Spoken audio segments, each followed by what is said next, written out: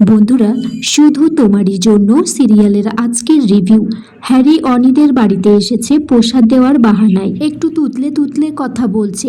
তখন রাধিকা হ্যারিকে জিজ্ঞাসা করছে যে বাড়ির বড়রা আসেনি।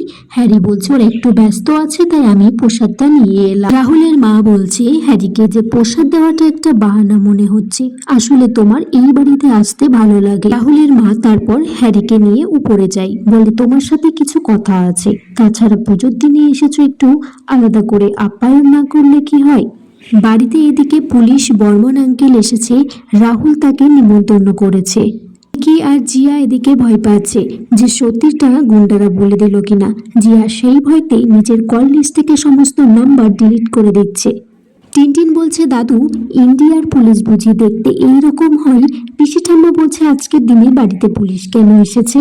তখন রাহুলের বাবা বলছে যে পিসিমা, ও রাহুলের কথাই এসেছে। রাহিমাকে কজন গুন্ডারা মেরে হেনস্থা করেছে সেই ব্যাপারে এসেছে। ভিকি এদিকে নাক বাড়িয়ে বলতে চাচ্ছে যে একটা ডায়েরি করে দেওয়ার কথা।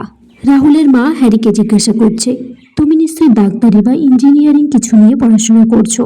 হ্যারি বলছে সে বিকম পড়েছে আর কোনো প্রাইভেট থেকে MBA করছে আর একটু চাকরির পরীক্ষা দিচ্ছে। রাহুলের মা বলছে তাহলে ভবিষ্যতে তুমি নিশ্চয়ই কোনো প্রাইমারি স্কুলের টিচার বা কোনো ক্লার্কের কাজ করবে, তা কত মাইনে হবে? অনির এদিকে চিন্তা হচ্ছে যে হ্যারির সাথে তার মা কি কথা বলছে, তাই তাকে দেখানোর জন্য মেমোকে দিয়ে পাঠিয়েছে। মেমো দেখে যে হ্যারি মিষ্টি খাচ্ছে, তখন বলছে অনিকে যে বোন আমার, তুই চিন্তা করিস না।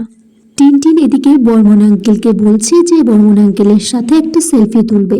রাহুল বলছে আমি উপরে গিয়ে একবার দেখে আসি, মা হ্যারির সাথে কি এমন কথা বলছে, দেরি হচ্ছে।